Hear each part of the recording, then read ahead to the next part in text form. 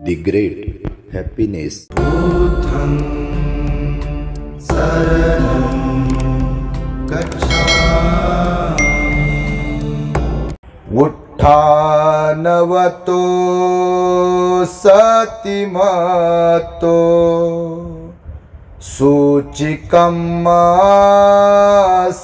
सम्मकारिणो संयतस्य च धम्मजीविनो अपमत्तस्य यशोऽभिवर्धति।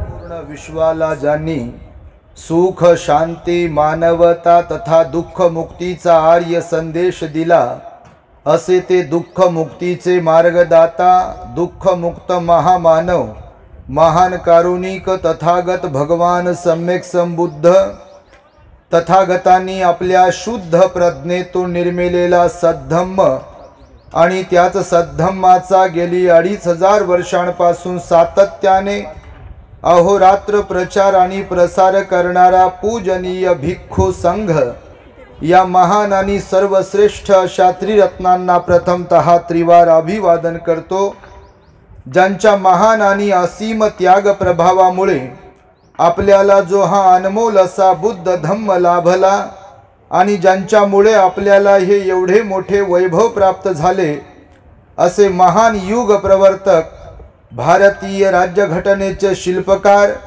बोधिसत्व डॉक्टर बाबासाहेब आंबेडकर या महामानवाच्या महान अशा धम्मक्रांतीमध्ये संपूर्ण जीवनाला समर्पित करून आज या मंगलमय दिनी या ऐतिहासिक पावन पवित्र अशा नागपूरमध्ये रमाबाई बहुउद्देशीय महिला मंडळ व मैत्रेय बहुउद्देशीय संस्था यांच्या संयुक्त विद्यमाने एक दिवसीय बौद्ध धम्म परिषदेचे या ठिकाणी आज रविवार दिनांक 21 जानेवारी 2024 रोजी आयोजन करण्यात आलेले आहे। लुंबिनी पटांगण घोडके उच्च प्राथमिक शाळेजवळ न्यू नरसाळा रोड हुडकेश्वर नागपूर या ठिकाणी।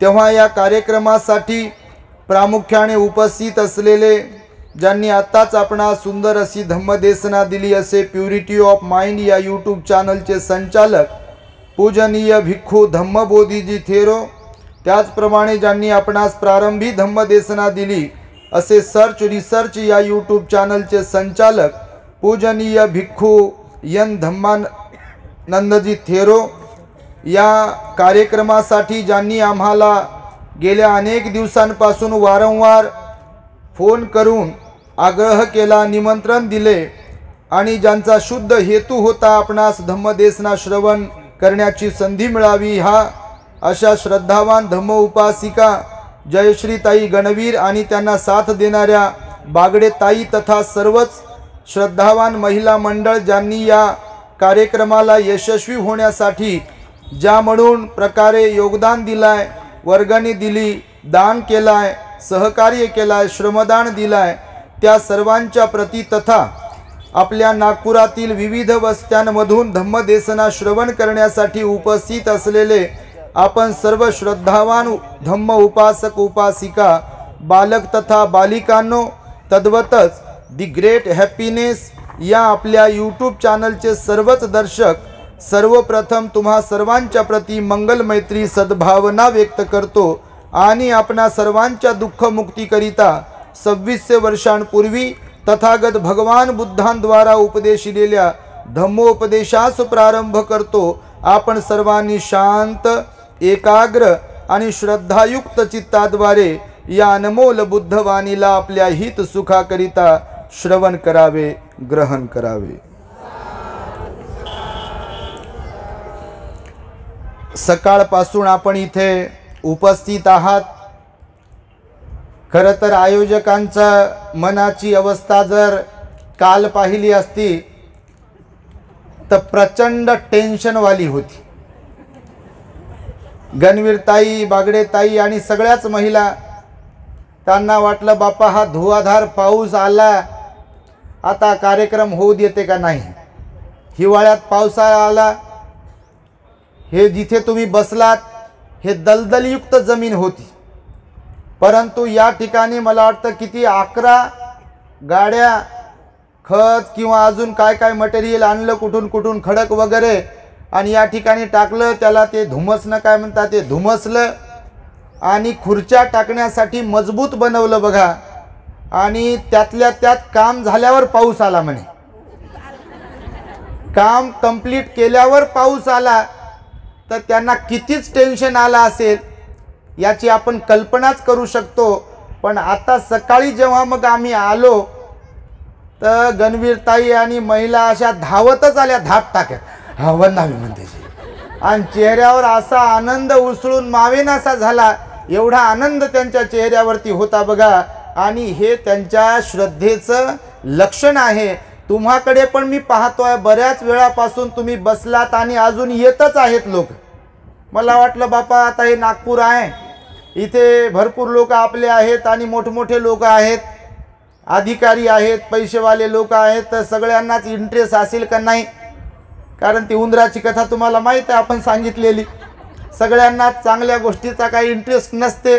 आणि रविवार तर बाप्पा रविवारच असते.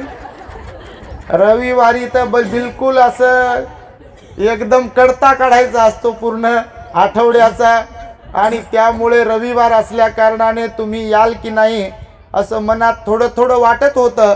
पण पुन्हा मन म्हणत होतं की जेव्हा जेव्हा आपण नागपुरात आलो आहे तेव्हा तेव्हा प्रत्येकच ठिकाणी अलोट गर्दी झालेली आहे.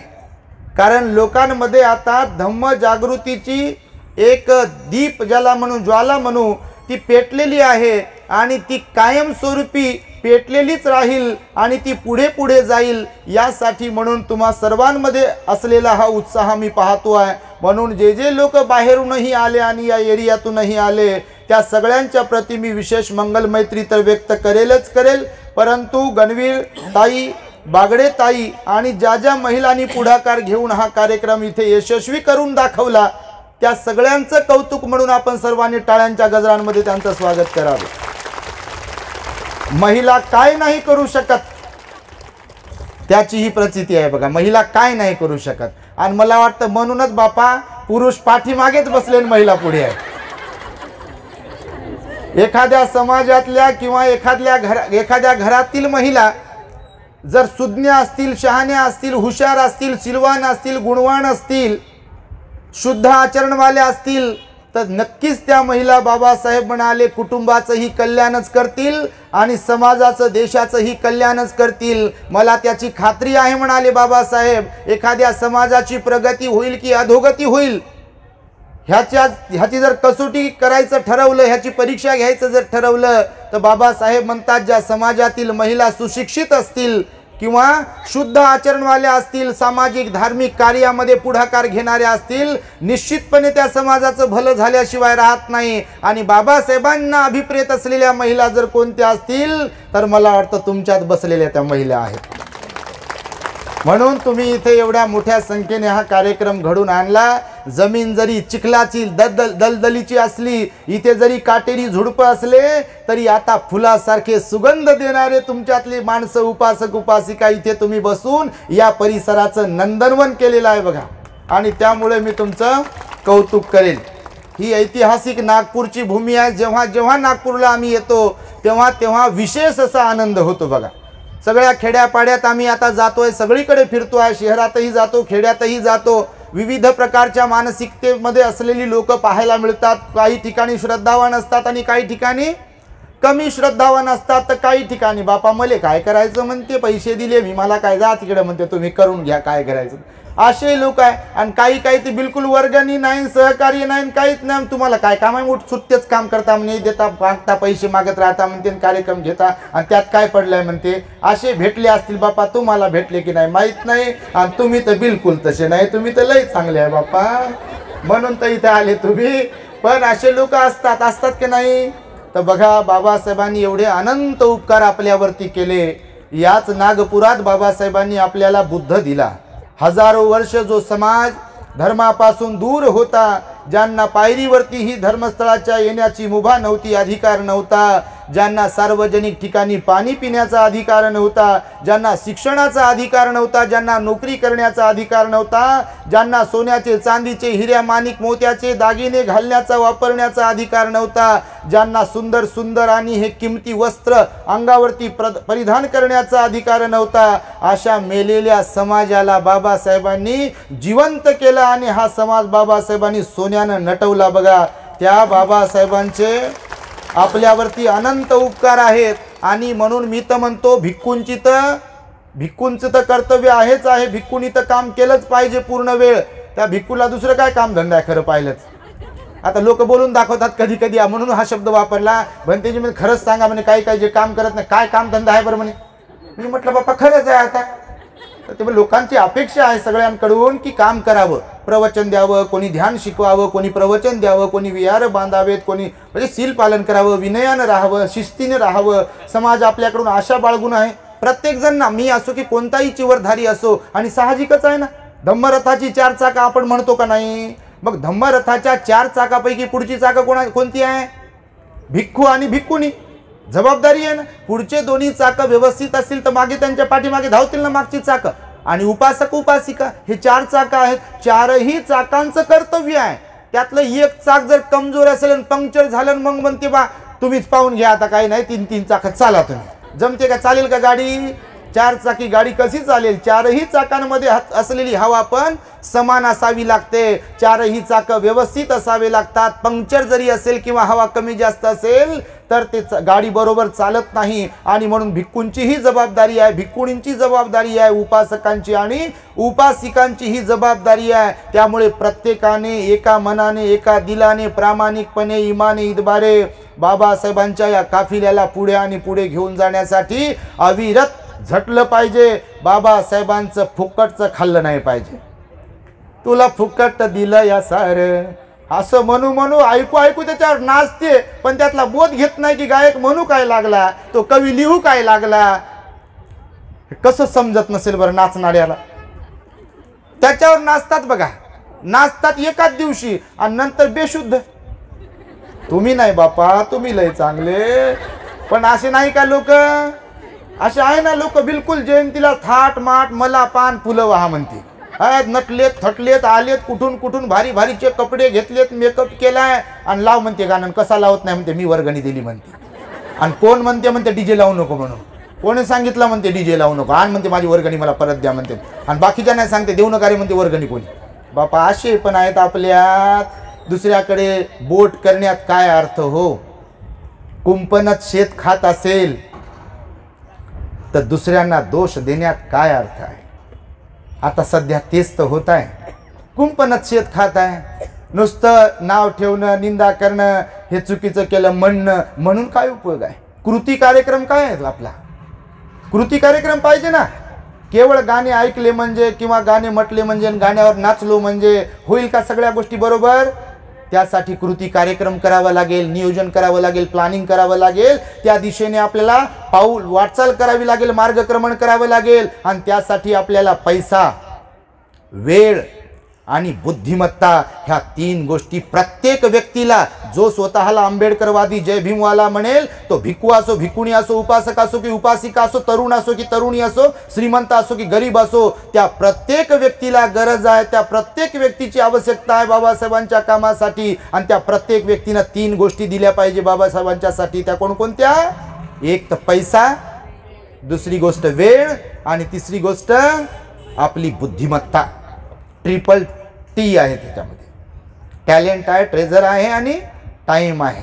ह्या 3 गोष्टी देऊ शकलो पाहिजे आपण. म्हणून ज्यांना जे जे जमते त्यांनी ते करावं. आता बघा यांनी पैसाही खर्च केला महिलांनी आपल्या बिचाऱ्या. पैका जमा केला ना, याच्याकडे जा त्याच्याकडे जा, कुणाला मागा, कोणी 1000 कोणी 500 कोणी 100. तर कोणी म्हटलं असेल बा आता नाही उद्या देतो परवा देतो असे म्हटले असतील. आता काही ना खरंच तसं वाटते की यांना तेच काम आहे म्हणून देतच नाहीत बघा. काही लोक सांगतात भंतेजी आम्ही त्यांच्याकडे जातो, पण ते म्हणते की बा पगारच झाला नाही, पगारच झाला नाही. लग्न असं करते मोठं बापा, तोंड घेऊन सांगते साऱ्या लोकात बसल्यावर म्हणते आताच पोरीचं लग्न केलं म्हणते 10 लाख रुपये खर्च केले. मी तर म्हणतो आपल्या लोकांना निश्चितच तुम्ही लोकांना लाजवतील अशी लग्न करा, घर बांधा, गाड्या घ्या. बिलकुल वो तो जरूरत है. बाबा साहब ने बताया है, 1 नूर आदमी 10 नूर कपड़ा, वो तो जरूरी ही है, लेकिन अगर आप अमीर बन गए, धनवान बन गए, तो आपका आद्य कर्तव्य है, तुमचं आद्य कर्तव्य असायला पाहिजे, तुम्ही जाणीव ठेवली पाहिजे प्रामाणिकपणे की माझ्याकडे ही धन दौलत पैसा श्रीमंती जी काही आली आहे ती कुणाची देण आहे, ती फक्त आणि फक्त बाबासाहेबांची देण आहे. आणि म्हणून जे कोणते माझे मायबाप किंवा जे कोणी उपासक उपासिका आपल्या घरी घर बनवत असतील, गाड्या घेत असतील, लग्न मोठमोठे करत असतील, मी तर म्हणतो त्यातला काहीतरी हिस्सा जर 5 लाख रुपये 10 लाख रुपये खर्च करत असाल तर 20-25 हजार रुपये जे लोक धम्मप्रचाराचं प्रामाणिकपणे काम करतायत त्यांना तुम्ही दान म्हणून दिले पाहिजे. तो बाबासाहेबांचा हिस्सा आहे, नाही का? केवळ आपणच पोट भरणे एवढं आवश्यक आहे का? आता या महिलांनी विचार केला असता की बा ठीक आहे ना, आपल्याला मिळाले म्हणून काय झालं, आपण घरीच बसून खाऊ, झाला असता का कार्यक्रम? झाला असता का? बिलकुल झाला नसता. कोणतंही चांगलं काम करायचं आहे तर त्यासाठी मेहनत करावी लागते, झिजावं लागते, खपावं लागते, समर्पण द्यावं लागते, मान अपमान सहन करावा लागतो. आम्ही पण त्याला अनुभवतो आहे बघा. तुमच्या माहितीसाठी सांगतो, लोकांना कोणा असं वाटत असेल बापा लोक तर लय पाया पडतात यांना पाहिलं की हात जोडतात, यांना पाहिलं की वंदन करतात, दान देतात. आता लोकांना वरवरच दिसते सगळं, इकडं काय काय होत असेल आतमध्ये ते कुणाला दिसते? कंबर दुखत असेल का, मनका दुखत असेल का, घसा दुखत असेल का, अजून काय सांगावं तर मग काय उपकार करता का म्हणेल एखादा उठून तुमच्यातला, म्हणून सांगता येत नाही बापा, ते मुकच असं.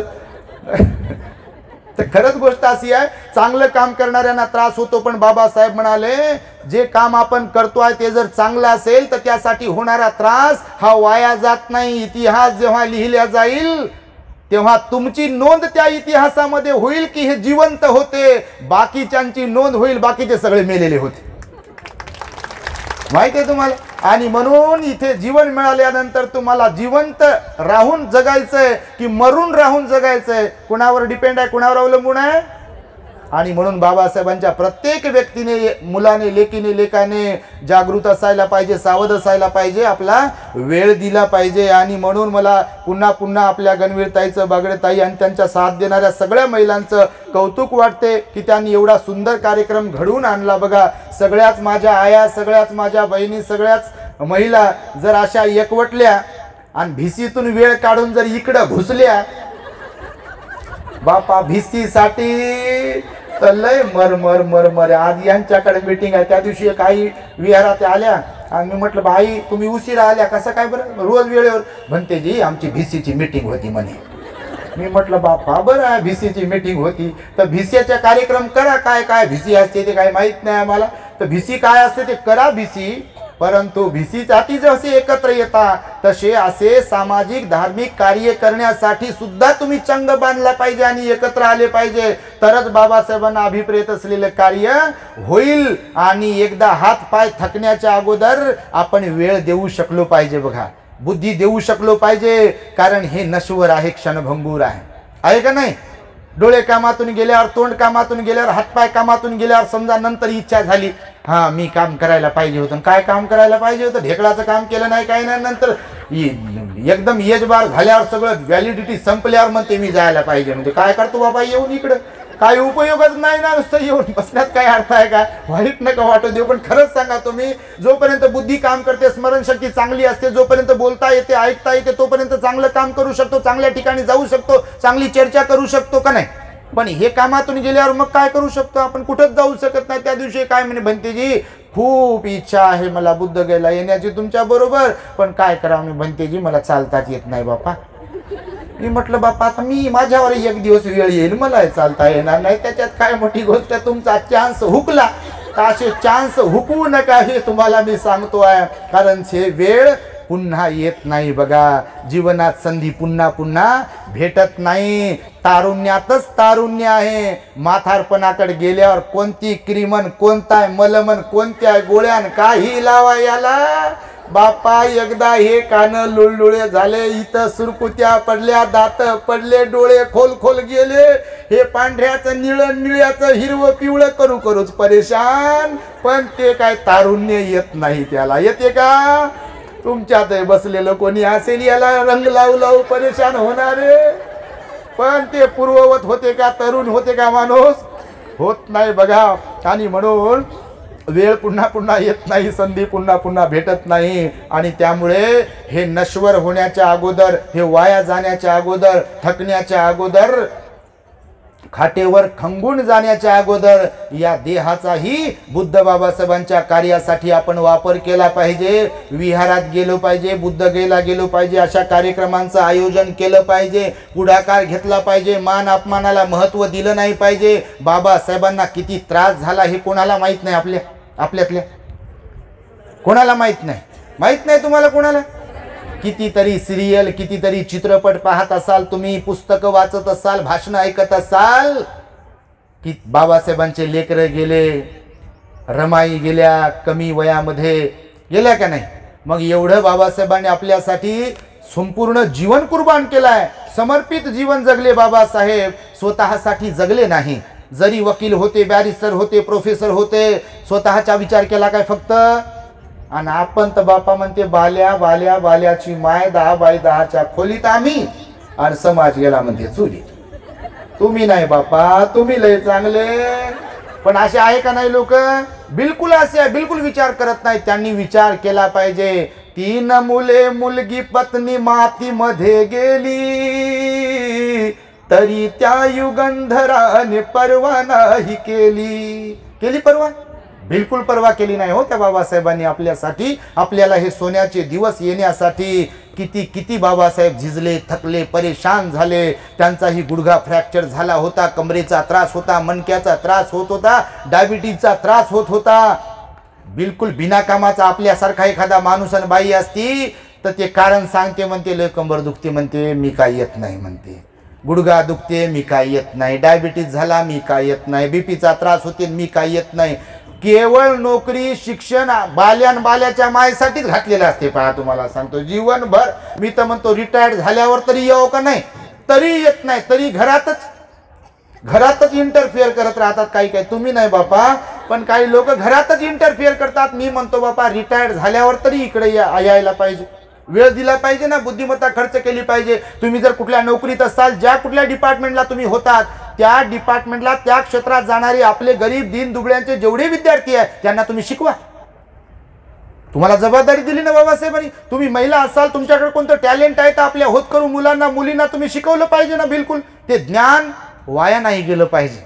आपल्याकडे जे कोणतं ज्ञान आहे ते ज्ञान वाया नाही गेलं पाहिजे. आपण ते समाजाला, बाबासाहेबांना समर्पित केलं पाहिजे, अर्पित केलं पाहिजे. आणि म्हणून आपली बुद्धिमत्ता, आपली शक्ती आणि संपूर्ण जीवन नश्वर होणार असल्या कारणाने त्याचा सदुपयोग घ्यावा. आणि हे यासाठी म्हणून मी सांगितलं की या महिलांचं, गणवीरताई, बागडेताई आणि सगळ्याच महिलांचं कौतुक करण्यासाठी म्हणून सांगितलं की यांच्यासारखा उत्साह सगळ्यांमध्ये असावा. भगवान बुद्धांनी बघा, मी आज तुम्हाला सांगेल, ही जी गाथा म्हणालो ना प्रारंभी, ही धम्मपदातील गाथा आहे. अत्यंत महत्वपूर्ण अशी गाथा आहे बघा. हे भगवंताचं वचन आहे. भगवान या गाथेमध्ये काय म्हणाले? ज्या कोणा व्यक्तीला जीवनामध्ये यशस्वी बनायचं आहे, आता यशस्वी कोणाला नाही बनायचं इथे आहे का तुमच्यामध्ये कोणी बसलेलं की ज्यांना यशस्वी बनायचं नाही? या जीवनामध्ये यश प्राप्त करता आलं पाहिजे, जीवनाला यशस्वी बनवता आलं पाहिजे ना, तर या जीवनाला अर्थ आहे ना. नाही तर कुत्र्या मांजऱ्यांसारखं आलो काय तर आलो, गेलो काय तर गेलो, त्याला अर्थ आहे का काही? तर आल्यानंतर हे जीवन यशस्वी होण्यासाठी भगवंताने धम्मपदातील या गाथेमध्ये 7 प्रकारचे असे नियम सांगितले की जे नियम आपल्या जीवनाला यशस्वी बनवू शकतात. बघा, तुमच्यातल्या कोणाकोणाला बनायचं यशस्वी? हात वर करा बरं. बापा कोणाचा असता हात खाली नाही, सगळ्याचे हात वर आहे. तर भगवान म्हणाले आपोआप तर कोणाला यश प्राप्त करता येणार नाही. म्हणून या धम्मपदाच्या गाथेत भगवान बुद्ध काय म्हणाले? उत्साही, स्मृती जागरूक राखणारे, ठेवणारे, सूची कर्म करणारे, विवेकाने वागणारे, संयमशील असणारे, आळस रहित राहणारे, धम्माचं आचरण करणारे, असे जे कोणते लोक असतील त्यांच्याच जीवनाला यश प्राप्त होते. बाकी सगळ्यांचं जीवन निरर्थक वाया जाते. किती नियम सांगितले भगवंताने? गाथा छोटीशीच आहे पण 7 नियम सांगितले. बघा, तुम्हा सर्वांकडे पाहून माझ्या मनात आता विषय निर्माण झाला, म्हणून मी तुम्हाला सांगतोय. तर बघा, भगवान बुद्धांनी पहिला नियम सांगितला, ज्यांना यशस्वी बनायचं आहे त्यांच्यासाठी. भगवान म्हणाले जीवनामध्ये प्रत्येकाचा उत्साह असायला पाहिजे. उत्साह असायला पाहिजे ना. उत्साह म्हणजे काय तर हुरूप असायला पाहिजे, उभारी असायला पाहिजे. जसं की या महिलांमध्ये उत्साह संचारला होता. 15 दिवसापूर्वी तारीख दिली, तारखेसाठी तर बापा किती फोन केले. गणवीर ताईने विचारूच नका, फोन उचलत नाही तर मेसेज, फोन उचलत नाही तर मेसेज, परेशान. फोन करू करू तारीख देतो देतो देतोच म्हणतो आम्ही, आता नाही कसं म्हणावं.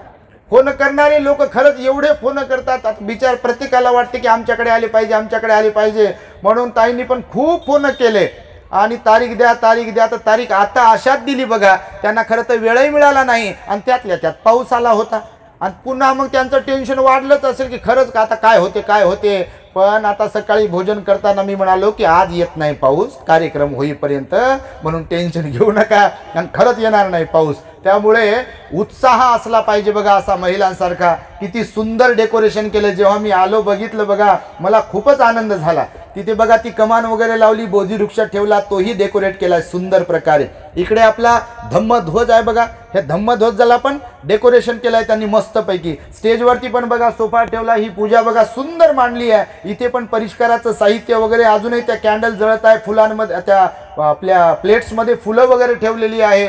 खुर्च्या लावल्या, तुमची सगळी सोय केली, ध्वज लावले आणि व्यवस्थितपणे एवढा मोठा कार्यक्रम उत्साहानेच केला. त्यामुळे प्रत्येक व्यक्तीच्या जीवनामध्ये जर जीवन यशस्वी करायचं आहे तर उत्साह असला पाहिजे, हुरूप असला पाहिजे. आता त्या झोपी गेल्या असत्या घरी, कोणी म्हटलं असतं का उठा आणि काम करा म्हणू शकते का कोणी तुम्हाला? बापा तुम्हाला कोण म्हणेल? जो तो मालक आहे इथं आपला आपल्याला कोण म्हणेल? कोणीच म्हणत नाही आपल्याला. आपण आपले मालक आहोत ना. घर आमचं, सोफा आमचा, गादी आमची, बेड आमचा, टीव्ही आमची, मोबाईल आमचा, त्याच्यातला डाटा आमचा. आणि आम्हाला कोण म्हणू शकते की उठा म्हणून, काम करा म्हणून, वेळ द्या म्हणून. आणि त्यामुळे महिलांमध्ये जो काही भाव आहे उत्साहाचा, तोच उत्साहाचा भाव प्रत्येकामध्ये असावा. भगवान बुद्ध म्हणाले कुशल कर्म करण्यासाठी सुद्धा उत्साह असावा लागतो. उत्साह नसेल तर कुशल कर्म करतील काय लोक? काही लोक असतात बघा, ध्यानाला जातात, शिबिराला जातात आणि काही लोक शेवटपर्यंत म्हणतात मला जायचं होतं हो, पण ते पोरग जरा जवान होतं, घरी कोणी नव्हतं म्हणून गेलो नाही.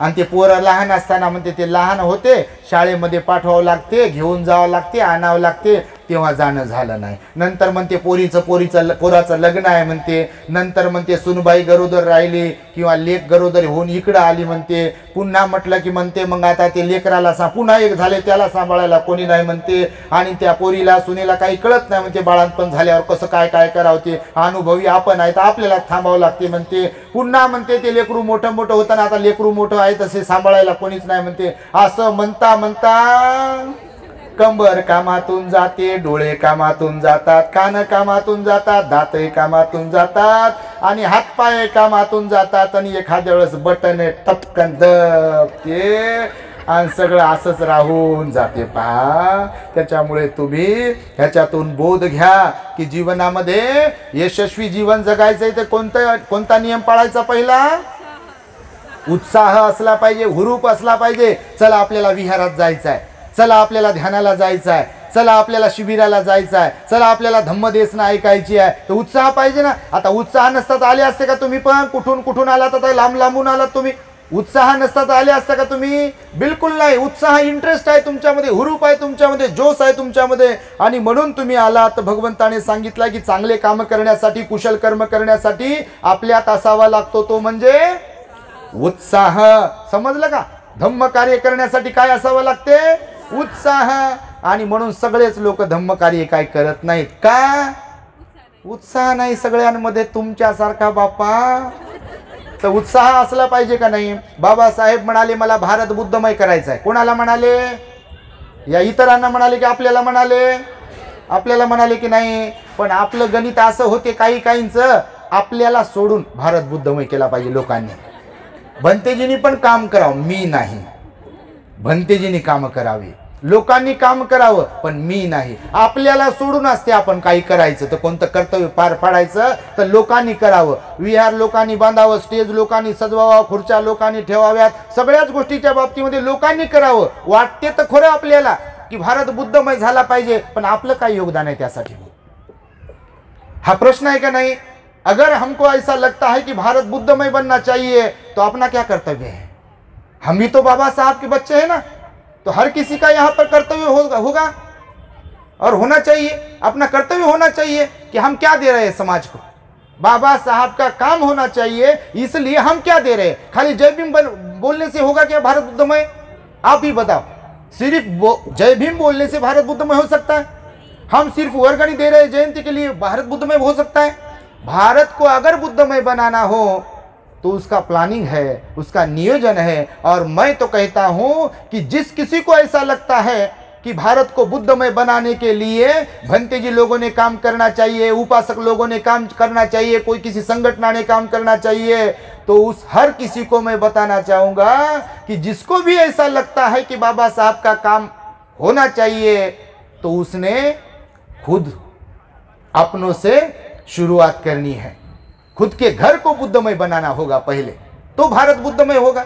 भरपूर सारे लोक म्हणतात भाषणात आम्ही लय भाषण ऐकायला लागतात बापा, काही काही ठिकाणी आम्हाला, आम्ही मुकेत बसतो असे, येते गरजू गरजू गरजू गरजू बोलते आणि त्याचं सगळं बॅक हिस्ट्री आम्हाला माहीत असते, त्यांच्या घरचं कोणीच बसलेलं नसते येऊन। खरं सांगा तुम्ही नाही बापा, तुमच्यातलं कोणी भाषण करणार असेल तर तुम्हाला नाही, पण असे असतात बघा काही काही, सगळे नाही पण जे भाषण करतात येऊन पुढे गरजू गरजू बोलतात त्यांच्या घरचा।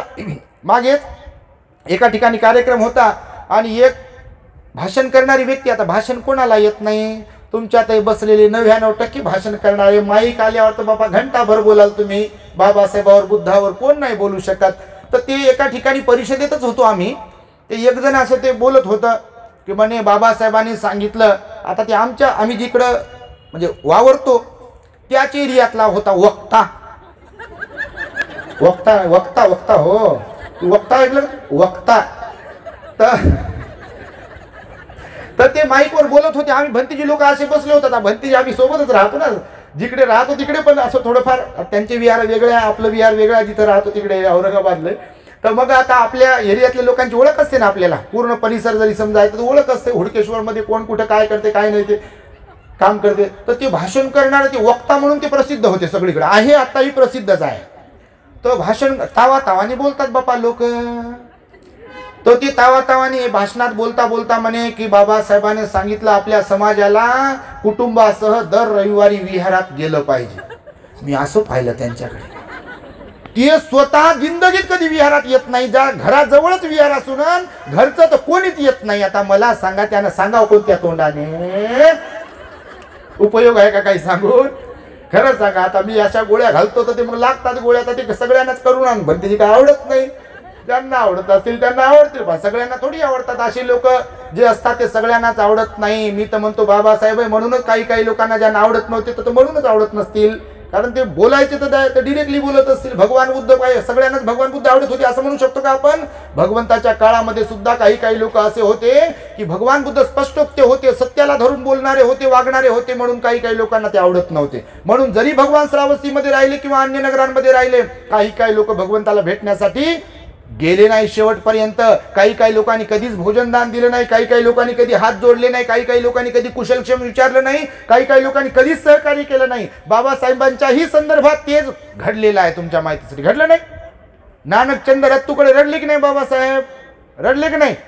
बिलकुल रडले बाबासाहेब। पश्चाताप व्यक्त केला बाबासाहेबांनी की ज्यांच्यासाठी माझं मी जीवन अर्पण केलं, ज्यांच्यासाठी माझ्या बायकोकडे लक्ष दिलं नाही, ज्यांच्यासाठी माझे लेकरं मी मरू दिले, परंतु त्यांच्या लेकरांवर तशी वेळ येऊ देऊ नये यासाठी माझं संपूर्ण जीवन मी कुर्बान केलं, त्यांच्यातलेच काही लोक आज माझ्या हयात असताना बेईमानी करताना दिसत आहेत। आणि म्हणून बाबासाहेब रडत राहिले बघा, कधी रडले ना। नानकचंद रत्तूकडे रडले बाबासाहेब। नानकचंद रत्तू पाहत होते बाबासाहेबांना, बाबासाहेब हसतही होते, खुश होत होते। मी संविधान लिहिलं, मी बुद्ध आणि त्यांचा धम्मग्रंथ लिहिला, मी माझ्या समाजासाठी एवढं काय केलं याच्याबद्दल प्रसन्नही होत होते, हसतही होते, स्मित हास्य त्यांच्या चेहऱ्यावर येत होतं। आणि नंतर बाबासाहेब मग हुरमुसून काय म्हणतात ना त्याला, हिरमुसून असे ओक्साबोक्षी रडत होते, डोळ्यातून अश्रू येत होते। नानकचंद रत्तून विचारलं बाबासाहेब क्या हुआ? तर सांगितलं ना बाबासाहेबांनी की असं झालं, मी पाहतोय काही लोक माझ्या धर्मांतराला विरोध करत आहे। आपलेच माहिती आहे तुम्हाला, केला होता की नाही धर्मांतराला? केला होता की नाही बापा? तुम्ही वाचला का नाही कधी? नागपुरात जन्मले म्हणून सारं नागपुराला लोक येतात, तुम्ही तर कुठं जाता का नाही काय माहिती बापा? जात जा, कधी औरंगाबादला जात जा, कधी नागपूरला जात जा, इकडं कोणतं वर धेकड आहे तिकडं नका जात जाऊ म्हणजे झालं।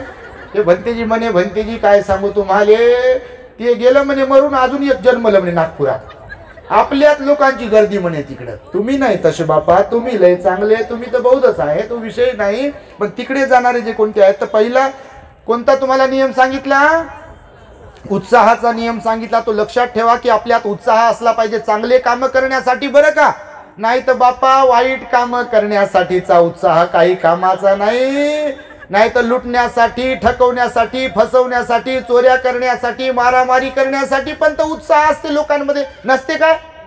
असते ना, उत्साह असते म्हणून तर लोक तसे करतात, लबाडी करतील, याला फसवतील, त्याला फसवतील, आणि त्यामुळे उत्साह असायला पाहिजे. दुसरी गोष्ट शिकवली भगवंताने बघा, मनुष्याने आपल्या जीवनामध्ये जागृत असायला पाहिजे. कसे असायला पाहिजे? जागृत असायला पाहिजे, सतर्क असायला पाहिजे, अलर्ट असायला पाहिजे, सावध असायला पाहिजे. जसा सिंह जंगलाचा राजा कसा असतो? सावध असतो तो. सिंहाची कोणी शिकार करते काय? वाघाची कोणी शिकार करते काय? पण हरणाची शिकार केल्या जाते की नाही? कुत्र्याची पण केल्या जाते का नाही? बकऱ्याची पण केली जाते का नाही? होच म्हणता बापा, खरंच केल्या जाते ना. सिंहाची केली जाते काय? नाही. कारण सिंह कसा असतो? निडर असतो. आणि म्हणून भगवंताने सांगितलं की कोणासारखं जागृत असायला पाहिजे?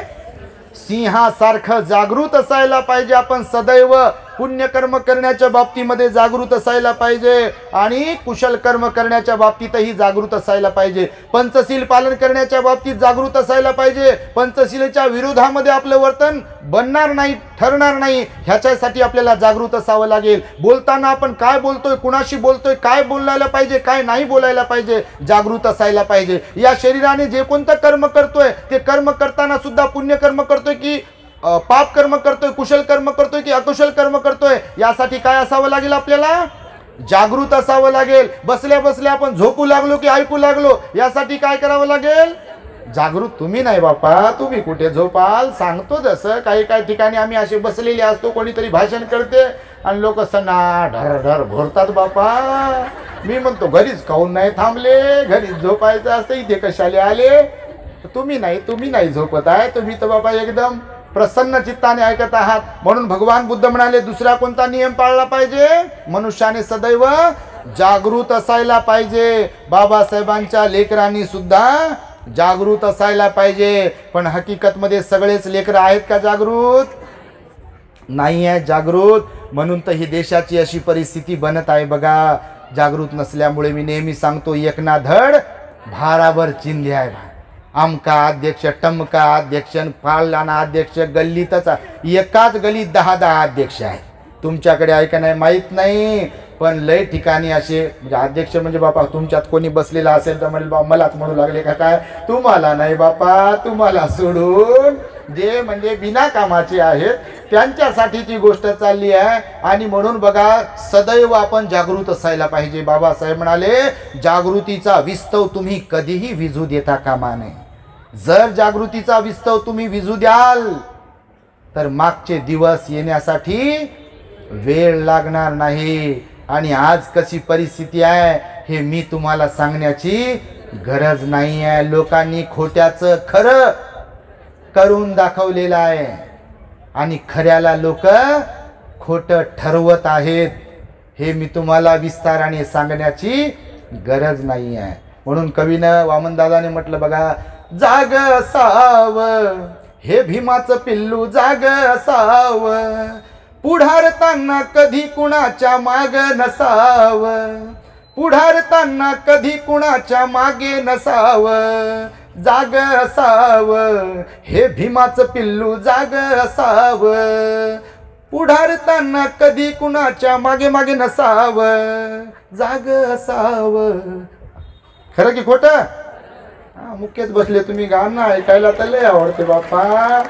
म्हणून हे मध्ये मध्ये वामनदादाचं बाबासाहेबाचं बुद्धाचं गाणं गावं लागते. आणि हे बुद्धाचं बाबासाहेबाचं गाणं काही नच्च गीत वादित मध्ये येत नाही. कोणाला जास्त शहाणपणा सुचल समजावा ऐकणाऱ्यांना की हे नच्च गीत वादित मध्ये येते काय, तर याच्यात प्रबोधन आहे. मग तर बाबा ही गाथा पण आम्ही चालीवर म्हणतो ते नच्च गीत वादित मध्ये येईल. नच्च गीत वादित कोणतं? की ज्याच्यामध्ये वासना भरलेली आहे, ज्याच्यामध्ये स्वतःला बिघडवण्याची काहीतरी भाषा आहे, असं नच्च गीत वादित आहे. हे तर प्रबोधन आहे. आता हे गाणं गायल्यानंतर तुम्हाला बाबासाहेबांची आठवण झाली की नाही? स्वाभिमान जागला का नाही? आणि तुम्हाला तेवढ्या पुरतं का वाटलं का नाही की आपण हे जाग असावं? वाटलं का नाही? तर होत म्हणता बाबा सुरात, हो हो. तर खरंच जागृत असायला पाहिजे बघा. जीवन जगत असताना जागृत नसेल तर काही खरं नाही. जागृत नसणे म्हणजे झोपेत असणे. झोपेत नसायला पाहिजे. जे झोपलेले असतात तर लोक त्यांना सोडून पुढे निघून जातात बघा. त्यांना एकदम पायदळी तुडवतात लोक, एकदम त्यांना संपवून टाकतात लोक. म्हणून तर बाबासाहेबांचा शब्दप्रयोग तुम्हाला मी सांगितला की जागृतीचा विस्तव तुम्ही कधीही विझू देता कामा नये. विस्तव म्हणाले बाबासाहेब. जर कधी एखादी शेकोटी केली, आग पेटवली कुठे शेतामध्ये, पुन्हा कंटिन्यू एखादी चूल वगैरे असेल, पुन्हा त्याच्यावरती काही ठेवायचं असेल तर तो विस्तव विझू द्यावा लागत नाही. विझू द्यावा लागते का? नाही. तो विस्तव चालूच ठेवावा लागते. म्हणून अजून लाकूड लावा, अजून लाकूड लावा. नाही तर विझून गेल्यावर सगळं विझून जाईल ना, कामच विझून जाते मग. आणि त्यामुळे दुसरा नियम लक्षात ठेवा की जागृत असायला पाहिजे. तिसरा नियम सांगितलं बघा, सत्कर्म करावे लागतील. काय करावं लागेल? सत्कर्म. सत्कर्म म्हणजे नीतीचे कर्म, नीतिमत्ता ठेवून कर्म करावे लागतील. बोलताना आपली नीतिमत्ता असायला पाहिजे आपल्यामध्ये, वागताना नीतिमत्ता असायला पाहिजे आपल्यामध्ये, किंवा कोणताही विचार करताना देखील नीतिमत्ता असायला पाहिजे. नीतिमत्ता असणे म्हणजे सत्याला धरून बोललो पाहिजे, सत्याला धरून आपलं आचरण असायला पाहिजे, सत्याला धरूनच आपण कर्म केले पाहिजे. खोट्याला धरून कर्म करणं फार महागात पडते बघा एक दिवस. म्हणून भगवंताने सांगितलं की सत्कर्म करत राहा. आणि सत्कर्म करण्यासाठी तर भगवंताने 10 पारमिता शिकवल्या बघा. किती पारमिता शिकवल्या माहिती आहे का तुम्हाला? बाबासाहेबांनी तर 22 प्रतिज्ञांमध्ये सुद्धा त्या प्रतिज्ञा सांगितल्या. वाचल्या का 22 प्रतिज्ञा तुम्ही? 22 प्रतिज्ञा मी नेहमी सांगतो की केवळ देवा धर्माला विरोध करण्याच्याच प्रतिज्ञा नाही शिकवल्या.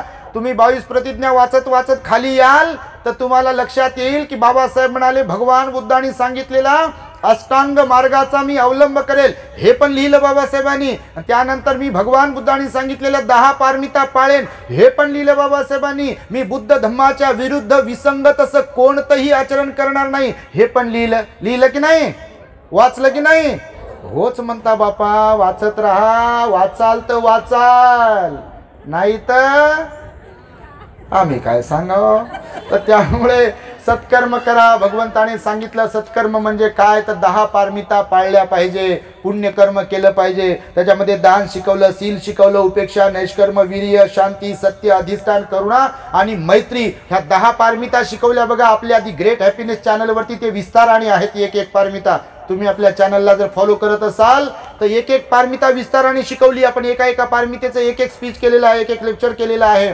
अत्यंत विस्ताराने आपल्या चॅनलवरती प्रवचन आहेत. तुम्ही नक्कीच आपल्या चॅनलला पण सबस्क्राईब करा आणि चॅनलला फॉलो करा. प्रवचन शेअर करत जा. तुम्हाला कळेल की सत्कर्म म्हणजे काय, तर 10 पारमितांचं पालन करणे किंवा काया वाचा मनाने आपण पुण्यकर्म कुशल कर्म करणे, त्यालाही सत्कर्म म्हटलेला हा तिसरा नियम आपण प्रत्येकाने ध्यानी घेतला पाहिजे. चौथा नियम सांगितला भगवंताने बघा, विवेकी आचरण. कोणतं आचरण? विवेकी आचरण. विवेक म्हणजे सत्सद विवेक बुद्धी. विवेक म्हणजे काय? सत्सत विवेक बुद्धी. त्याला तारतम्य पण म्हणतात व्यवहाराच्या भाषेमध्ये. काय म्हणतात? समजतं ना तारतम्य? समजते का तारतम्य? बापा तुम्ही लय हुशार, नागपुरी लोक तुम्ही फार हुशार. तारतम्य. तारतम्य म्हणजे वागण्याचं बोलण्याचं तारतम्य असावं. म्हणतो ना आपण, शब्दप्रयोग करतो कधी कधी बघा, वागताना बोलताना तुला तारतम्य आहे का म्हणतात लोक. काय बोलतो तू, काय वागतो तू, तारतम्य आहे का? तर ते तारतम्य असावं. तर तारतम्य कशाच्या बाबतीत असावं म्हणाले भगवान बुद्ध? योग्य काय, अयोग्य काय, सत्य काय, असत्य काय, या संदर्भात आपल्याकडे सत्सत विवेक बुद्धी असायला पाहिजे. कारण आपण जनावर नाही आहोत ना, बैल, म्हशी, गाय असे प्राणी नाही आहोत ना. आपण काय आहोत? मनुष्य प्राणी आहोत. आणि सर्वात बुद्धिमान कोण आहे? बापा किती हुशार तुम्ही. सर्वात बुद्धिमान प्राणी मनुष्यच आहे का नाही? तर मग मनुष्याने जीवन जगत असताना भगवान म्हणाले जे कोणतं काही कर्म करत असेल, मनुष्य वर्तन ठेवत असेल, वागत असेल, तर ते करत असताना, बोलत असताना सत्सद विवेक बुद्धी ठेवली पाहिजे. आपली बुद्धी गहाण ठेवली नाही पाहिजे. बुद्धी गहाण ठेवून जे कोणतं कर्म केल्या जाते त्याच्यामध्ये सत्सद विवेक बुद्धी राहते काय? नाही. आणि भरपूर लोक बघा बुद्धी गहाण ठेवूनच वागतात. तुम्ही नाही, तुम्ही फार चांगले, पण भरपूर लोक असे असतात आपली बुद्धी गहाण ठेवून वागतात. दुसऱ्याच्या हातचे बाहुले बनणारे जे लोक असतात, लाचार जे लोक असतात, गुलामी करणारे जे लोक असतात, आणि जी जी जी जी करू करू जे लोक खोट्याची री ओढणारे असतात, ते लोक कसे असतात? ते लोक असेच असतात, बुद्धी गहाण ठेवलेले. म्हणून भगवंताने सांगितलं विवेकी आचरण असावं आपलं. कसं आचरण असावं? विवेकी आचरण. आणि विवेकी आचरण म्हणजेच शील पालन करणे. माहिती आहे तुम्हाला? हे दान पुण्य करणे, शील पालन करणे वगैरे जे काही आहे, किंवा बोलणे, कार्य करणे, त्याला विवेकी आचरण म्हणतात. आज जे घडवले महिलांनी आपल्या, याला सुद्धा काय म्हणू शकतो आपण? विवेकी आचरण म्हणू शकतो. कारण आपला वेळ दिला, पैसा खर्च केला, समर्पण दिलं, आणि हे विवेकी आचरण आहे. लोकहिताचं कार्य हे विवेकी आचरण आहे. आणि आपमतलबी आचरण जे कोणतं असेल, स्वार्थाचं आचरण जे कोणतं असेल, तर ते विवेकी आचरण आहे का? मग नाही. आपलाच विचार करणं, आपल्याच घरादाराचा विचार करणं, आपल्याच लेकराबाळाचा विचार करणं, हा विवेकीपणाचा विचार झाला काय? नाही. तो तर स्वार्थीपणाचा विचार झाला, तो तर प्राण्यासारखा विचार झाला. जसे पशु पक्षी प्राणी असतात तसेच माणसं. मग जे कोणी इतरांचा विचार करत नसतील किंवा सदसद विवेक बुद्धीचा विचार करत नसतील, तर पाचवी गोष्ट सांगितली भगवंताने बघा, संयमशील असायला पाहिजे. काय असायला पाहिजे? संयमशील असायला पाहिजे. संयमशील कशावरती संयम असायला पाहिजे? एक तर वाणीवर संयम असायला पाहिजे, मनावर संयम असायला पाहिजे, आणि शरीरावर संयम असायला पाहिजे. कारण त्या तीनच अंगाने आपल्याकडून कर्म घडते. किती अंगाने कर्म घडते? ज्याला कर्म म्हणतो आपण, तर किती अंगाने कर्म घडते? तीनच अंगाने कर्म घडते. आणि कर्म दोन प्रकारचं, प्रामुख्याने मुख्य कर्म दोनच प्रकारचे आहेत. एक तर कुशल कर्म आहे, दुसरं अकुशल कर्म आहे. आता ह्यातून जे काही हे तोंड उघडू, तर जेवण सोडलं तर दोनच कामासाठी तोंड उघडतो आपण. कोणत्या? एक तर कोणाला तरी चांगलं बोलायचं आहे. जर इकडं निर्मळपणा, स्वच्छता असेल, चांगला विंबारचा साबण लावून घासत असेल इकडं, तर रोज शिलाची साबण लावत असेल, ध्यानाची साबण इकडं मनाला लावत असेल, तर इथून मग कुशलच बाहेर पडेल, नाही का? शिलाची भाषा, सदाचाराची भाषा, नीतिमत्तेची भाषा, बुद्धाचं वचन, धम्माचं वचन, संघाचं वचन, बाबासाहेबांचंच वचन बाहेर पडेल. पण इकडं नुसतं घाणच घाण आहे, मळलेलंच आहे, एकदमच घाण, लय घाण साचली, तर इथून काय बाहेर पडेल? घाणच बाहेर पडेल. जसं की आता या महिलांनी कार्यक्रम घेतला, तर एरियातलं कोणीतरी असतंच असं, बापा तुमच्या एरियातलं नाही, पण कोणीतरी असं. त्या बाईला काय काम आहे? रिकामी तर बसून असते बाई. त्या महिलांना काय काम आहे? त्यांच्या घरी 2-2 सुना आहे काम करायला. आता आमचं काय होत नाही आमच्याच्यानं, तर त्यांचंच कौतुक चाललंय. आता कौतुक आहे फुकट थोडी चाललंय. रिकाम कौतुक करेल का कोणी कोणाचं? भगवान बुद्ध गारवोच निवातोच म्हणाले, गौरव करा म्हणाले त्या लोकांचा की जे गौरवास पात्र आहेत. समजलं का? गौरव केला पाहिजे ना. जे लोक चांगले आहेत त्यांना चांगलंच म्हणावं ना. म्हणजे आपण चांगले नाही म्हणून दुसऱ्याला चांगलं म्हणू नये का? आपण चांगले आहोत की नाही हे आपल्या ठिकाणी झालं, पण दुसरे जर चांगले असतील तर त्यांचा गौरव केलाच पाहिजे. समजा शाळेतले विद्यार्थी आहेत, जो विद्यार्थी हुशार असेल त्याला शाबासकी द्यावी की नाही मास्तरांनी? का दुसरे ढ आहेत म्हणून त्या हुशार असणार नाही, जाऊ दे ते बाकीचे ढ, तुला कसं काय मी शाबासकी देऊ असं म्हणेल मास्तर? तसं जमेल काय?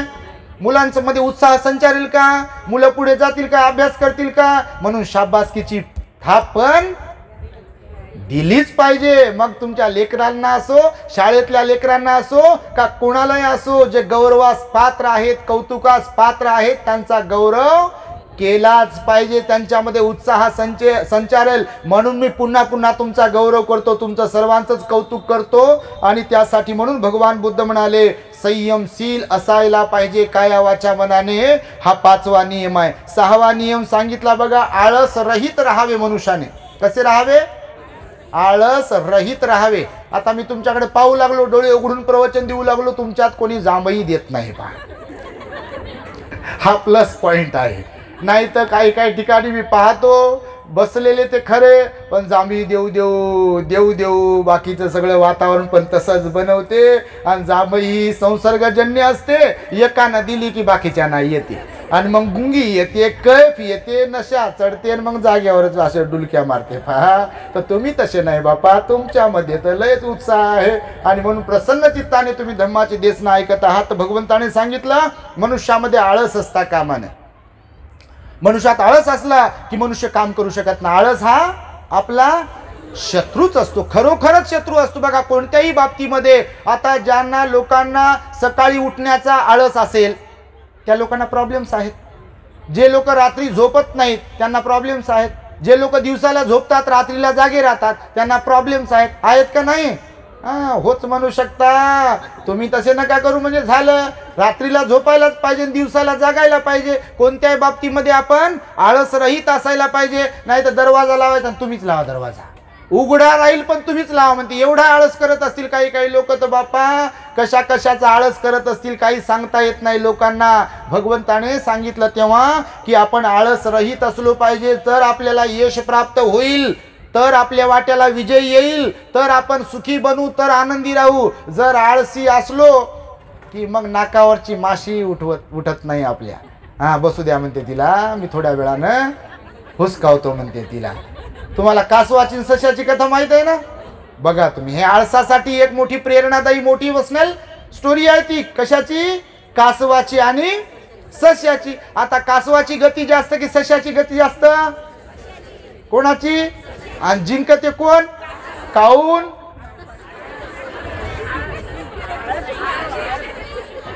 मग आपणही जर आळसी असेल तर जीवनामध्ये आपल्याला यशस्वी होता येईल का?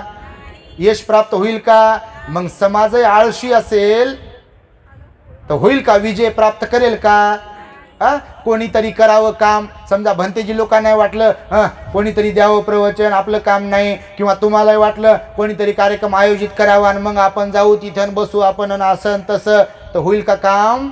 म्हणून प्रारंभी तुम्हाला जे मी म्हणालो की इथे प्रत्येकाचं कर्तव्य आहे, तर खरंच कर्तव्य आहे प्रत्येकाचं. आज जर आळस केला तर आपलं जीवन तर उद्ध्वस्त होईलच होईल, पण समाजाचंही मोठं नुकसान होईल. आणि त्यामुळे बाबासाहेबांनी सांगितलं की आळस रहित आपण आपलं जीवन जगलो पाहिजे, जीवन वाया घालवलं नाही पाहिजे. आळसामुळे जीवन वायाला जाते बघा. म्हणून आळस रहित व्हा असं भगवंताने सांगितलं. बाबासाहेबांनी जर आळस केला असता, मैं तो पढ़ा लिखा हूँ, मैं तो अकेली कर रहा हूँ, मैं तो प्रोफेसर हूँ और मुझे किसी की ज़रूरत नहीं, मैं अपने बीबी के लिए बच्चों के लिए ही जीऊंगा. जर बाबासाहेबांनी असा आळस केला असता तर मला सांगा हे जीवन आपल्या वाट्याला आलं असतं काय? किती आईसारखं प्रेम दिलं की नाही बाबासाहेबांनी आपल्याला? आईसारखं जपलं की नाही? चांदण्याची छाया, कापराची काया, माऊलीची माया होता माझा भीमराया, माऊलीची माया होता माझा भीमराया. होता की नाही माऊलीची माया? चोचितला चारा देत होता सारा, आईचा उभारा देत होता सारा, भीमाई परी चिल्या पिल्यावरी, पंख पांघराया होता माझा भीमराया, माऊलीची माया होता माझा भीमराया. खरं की खोटं? होच म्हणा, खरंच म्हणा तुम्ही. आणि खरंच खरं आहे ना हो, माऊलीची मायाच होता ना बाबासाहेब, आपली आई झाली ना बाबासाहेब. म्हणून तो विचार केला. आई जशी लेकरांचा विचार करते आपल्या, खाल्लं का पिलं का, तसाच तर बाबासाहेबांनी विचार केला ना हो. कल्पना तर करून पहा, कल्पना करविल्या जात नाही. मी जेव्हा एकांतात असतो बाबासाहेबांचं चिंतन करतो तेव्हा हृदय भरून येते बघा की काय ते बाबासाहेब असतील. लोक स्वतःसाठी जगतात, आपल्या लेकरा बाळांसाठी जगतात. त्या बाबासाहेबांचे लहान लहान लेकरं गेले, राजरत्न गेला, सुंदर राजरत्न होता, अत्यंत राजबिंडा होता. बाबासाहेब म्हणायचे माझा राजरत्न माझ्यासारखाच आहे, माझ्या राजरत्नाला मी माझ्यापेक्षा जास्त शिकवेल आणि माझ्यापेक्षा जास्त तो समाजाचं काम करेल. ही अपेक्षा होती त्या राजरत्नाकडून बाबासाहेबांना. पण परिस्थितीने बाबासाहेबांचे लेकरं जगू दिले नाही बघा, कारण वेळ दिला नाही बाबासाहेबांनी. आपल्या घरादारासाठी रमाईला क्षयरोग झाला, पण बाबासाहेब वेळ देऊ शकले नाही. ओक्सा बोक्सी रडले बाबासाहेब. 3 महिने डोकं दुखत होतं बाबासाहेबांचं. रमाई गेल्यानंतर एकांतामध्ये कोंडून घेतलं होतं बाबासाहेबांनी, माहिती आहे तुम्हाला? रडले बाबासाहेब प्रचंड, म्हणाले रामू मी तुला वेळ देऊ शकलो नाही. आणि खरंच दिला नाही ना हो. आपल्या वाट्याला हे चांगले दिवस यावेत म्हणून स्वतःसाठी वेळ दिला नाही. एखादा माणूस फ्रॅक्चर झालेला कशाला घराच्या बाहेर पडेल हो. ज्याला मणक्याचा त्रास आहे कशाला घराच्या बाहेर पडेल हो. ज्याला डायबिटीज आहे, बीपी आहे, कशाला घराच्या बाहेर पडेल हो. आणि आजही समाजात आपले असे लोक नाहीत का दलबदलू आणि बेईमान आहेत की नाही. आपलाच विचार करणारे माझं काय माझं काय माझं काय. अरे माझ्या आयांनो, बाबांनो, भावांनो, बहिणींनो, आपल्या बाबासाहेबांनी संपूर्ण जीवन समर्पित केलं आपल्यासाठी. हे आज जे दिवस आपल्या वाट्याला आले सोन्याचे, जरी आपण मेहनत करीत असलो, जरी आपण आपले पैसे खर्च करत असलो पोरगा पोरगी लागावी शिकावी म्हणून, पण त्याचं सर्वस्वी श्रेय मूळ हे बाबासाहेबच आहेत. हे आपण कायम लक्षात ठेवलं पाहिजे. आणि म्हणून बाबासाहेबांच्या विचारांना आपण जागलो पाहिजे. आपल्या प्रत्येकाचं ते कर्तव्य आहे. म्हणून मी तुम्हाला सांगितलं की खरोखर बाबासाहेब जे होते चांदण्याची छाया होते आणि कापराची काया होते, माऊलीची माया होते. बरोबर ना, माऊलीची मायाच होते बाबासाहेब आपले. आपणही प्रत्येकाने त्या बाबासाहेबांशी प्रामाणिकपणे इमानी इतबारे वागून आपला वेळ दिला पाहिजे. शेवटचं सांगितला पॉइंट भगवंताने की आपल्या जीवनाला यशस्वी करण्यासाठी धम्माचं आचरण केलं पाहिजे. आपण धार्मिक असलो पाहिजे म्हणाले भगवान. काय असायला पाहिजे? धार्मिक असायला पाहिजे. आजूबाजूला पाहताय ना तुम्ही, धार्मिक आहेत की नाही लोक. आपापल्या धर्माचा रीतिरिवाजांचा सन्मान करतात की नाही लोक. आपल्याला पण बाबासाहेबांनी काय दिलं? बुद्ध दिला, बौद्ध परंपरा, बौद्ध संस्कृती दिली की नाही. मग आपलं आद्य कर्तव्य आहे ना. जर आज आपण आपली बौद्ध संस्कृती विसरलो, आपल्या पोरांना शिकवली नाही, तर पिढ्यानपिढ्या बर्बाद होतील का नाही. पैसा सर्व काही आहे असं जर तुम्हाला वाटत असेल, मी नेहमी सांगतो ह्या पॉईंटवर, मी नेहमी बोलत असतो, रिपीट याच्यासाठीच बोलतो की सगळेच लोक इकडे ऐकत नाहीत ना. काही ऐकत नाही, काही प्रत्यक्ष ऐकतात. मग प्रत्यक्ष जे असतात त्यांच्यासाठी मी नेहमी बोलतो की सगळेच लोक असे नसतात की जे ऐकणारे नसतात. आणि त्यामुळे बघा, आपण प्रत्येकाने धम्माचं आचरण केलं पाहिजे. तुम्ही जर धम्माचं आचरण कराल तर आपल्या पिढ्यांना बौद्ध संस्कृती प्राप्त होईल. पण तुम्हीच खरोखर भिमके लागते जिगर अर्ध्यापेक्षा कमी, ही धरण अर्ध्यापेक्षा जास्त उधर असाल तर पिढ्यांना काय ते बी तिकडेच माथा झुकवते. मग जय जी बापा कर बापू, जय जी बापा. कायचा जय जी बापा कर? नमो तस्स म्हणा त्याला, वंदना कर म्हणा त्याला. आपण कोणावर टीका टिप्पणी करत नाही, पण शिकवा ना तुम्ही त्यांना. बुद्धाचा विचार तुम्ही शिकू शकता ना, वडीलधारी लोकच शिकू शकतात ना. दुसरं कोणी शिकू शकते का? नाही शिकू शकत. म्हणून आपल्यामध्ये आळस असता कामा नाही. बघा, आम्हाला डॉक्टरनं सांगितलं आराम करा, खोकला येऊ लागला, खासी येऊ लागली, वातावरणात बदल आहे थोडाफार, प्रवास, कंटिन्यू प्रवास. बघा, गाडीत बसणं, इथं येऊन बसणं, गाडीत बसणं, इथं येऊन बसणं, झोप होत नाही, 2-3 तास झोप होते. हे एडिटिंग करावी लागते, अभ्यास करावा लागते, ध्यान करावं लागते, वंदना करावं लागते, सगळ्या गोष्टी कराव्या लागतात. त्याच्यातल्या त्यात तुमचे फोन उचलावं लागतात, मेसेजला रिप्लाय द्यावं लागते, कार्यक्रमासाठी भंतेजी फोन उचलून बोला 2 मिनिटं, हे लय चालते. आता सगळ्याचे फोन कसे उचलावं, सगळ्यांना रिप्लाय कसा द्यावा, म्हणून मी जाहीर प्रवचनातूनच हे बोलत आहे आता की सगळ्यांना रिस्पॉन्स देऊ शकत नाही. हजारो फोन येतील, कसा रिस्पॉन्स द्यावा आणि अभ्यास कधी करावा, काम कधी करावं, लोड येतो. हे सांगण्याचं तात्पर्य आहे माझं. आणि हे यासाठीच म्हणून सांगतोय की जर आम्ही आळस केला तर काम होईल का? मग होईल का काम? बिलकुल नाही होणार ना. आणि बिलकुल जर आळस करत असेल तर तो बाबासाहेबांचा कसा? हम भी तो बाबा साहब के हैं, कर सको तो अपनी वाणी में कुछ असर पैदा करो, रुख हवाओं का बदल दे वो हुनर पैदा करो, और तुम्हें सम्मान से जीना है अगर इस देश में तो हर घर में एक आंबेडकर पैदा करो, एक आंबेडकर पैदा करो. आणि म्हणून सरते शेवटी हे मी तुम्हाला सांगतोय की आपल्यामध्ये तशा प्रकारची पात्रता निर्माण करा की लोकांनी म्हणावं, लोकांना म्हणण्यासाठी नाही पण आपलंच मन आपल्याला म्हणालं पाहिजे की खरंच गड्या बाबासाहेबांशी मी प्रामाणिक आहे. बरोबर की नाही? लोकांना लबाड बोलू आपण, खोटं बोलू लोकांना, परंतु आपलं मन आपल्याला कसं लबाड बोलेल? आपलं मन आपल्याला खरं बोलते, कारण आपला आरसा आपल्याच जवळ असते. तो आरसा आपल्याला सांगेल, हा इथं काहीतरी लागलं नाही, इथं लावा, किंवा असं झालंय तसं झालंय. पण मनाचा जो आरसा आहे तो आरसा आपल्याला खरं सांगते ना की आपण कसे आहोत ते. आपण प्रामाणिक आहोत की अप्रामाणिक आहोत, आपण सत्यवादी आहोत की असत्यवादी आहोत, सिलवान आहोत की कमी सिलवान आहोत, किंवा धार्मिक आहोत की अधार्मिक आहोत, हे कोण सांगू शकते आपल्याला? आपलं मन सांगू शकते. आणि म्हणून तुम्ही सर्वांनी अशा प्रकारचं काम करावं, सगळ्यांनी कार्यक्रमांचं आयोजन करत राहावं. आपल्या या नागपुरातीलच बघा, नागोराव पाटणकरांनी ते ओ बात करो पैदा गाणं लिहिलं बघा, सुंदर गाणं आहे ते. प्रेरणादायी गाणे असतात बाबासाहेबांचे गाणे, प्रेरणादायी. प्रेरणादायीच गाणे लिहावेत गायकांनी, माझं मत आहे. कारण लोकांना गाणे लय आवडतात बापा. आणि आमच्या आईचा आवाज चांगला असे होता म्हणून आम्हाला थोडाफार प्राप्त झाला. आम्ही लहान होतो तेव्हा जनगण म्हणण्यासाठी आमचाच नंबर लागायचा, राष्ट्रगीत म्हणण्यासाठी, प्रतिज्ञा म्हणण्यासाठी आमचाच नंबर असायचा. आणि त्यानंतर मग गाणं म्हणण्यासाठी पण आमचा नंबर लागायचा. तर तिकडे शाळेत मुळावला होतो तेव्हा तिकडे पण गाणं म्हणण्यासाठी आमचा कधी कधी नंबर लागायचा. म्हणून प्रवचनातून गाणी येतात कधी कधी. तर म्हणून कोणाकोणाला बापा पोटदुखी होत असेल तर ते आम्हाला त्याच्याशी काही संबंध नाही. आम्ही बुद्धाचं बाबासाहेबाचं गाणं लोकांचं प्रबोधन व्हावं म्हणून गातो. छोटे को गिरावो ना नजरों से बड़े लोगों, हीरे भी निकलते हैं गिट्टी की खदानों में. हे हिरे आहेत ह्या महिला, ह्या हिरे आहेत असं मी समजतो. नागपूरचा भाग गिट्टी खदानचा हा जरी नसला तरी नागपुरात गिट्टी खदान आहे. आणि नागपुरात गिट्टी खदान असल्या कारणाने हे माझ्या आया, या माझ्या बहिणी हे पुढाकार घेऊन एवढा मोठा सुंदर कार्यक्रम घडून आणला. तर त्यांच्यासाठी हे मी दोन शब्द बोललो की हिरे भी निकलते हैं गिट्टी की खदानों में. तर अशा हिऱ्यासारख्या माझ्या आया, माझ्या बहिणी, माझे भाऊ, माझे बाबा जर तयार झाले बाबासाहेबांचं काम करण्यासाठी तर बाबासाहेबांना अभिप्रेत असलेला बुद्धमय भारत निर्माण होण्यासाठी वेळ लागणार नाही. आणि हेच शब्द मी तुमच्या समोर ठेवतोय.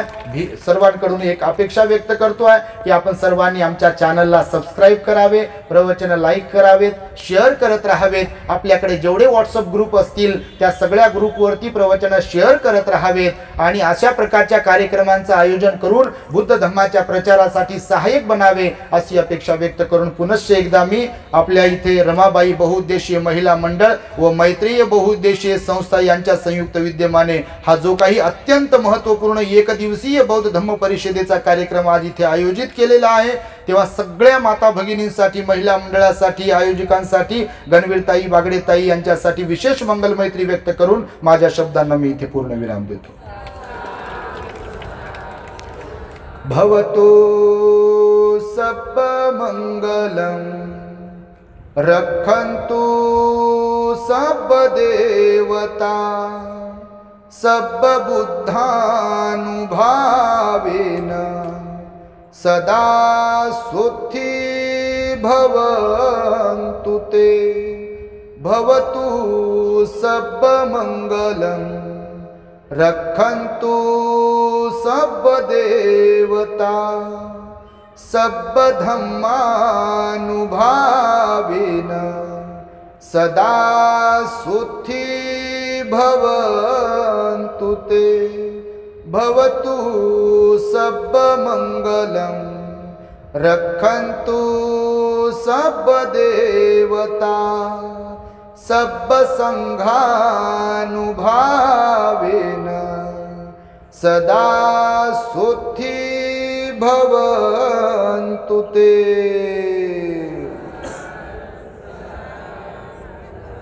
बुद्धं नमामि, धम्मं नमामि, संघं नमामि. The great happiness. बुद्धं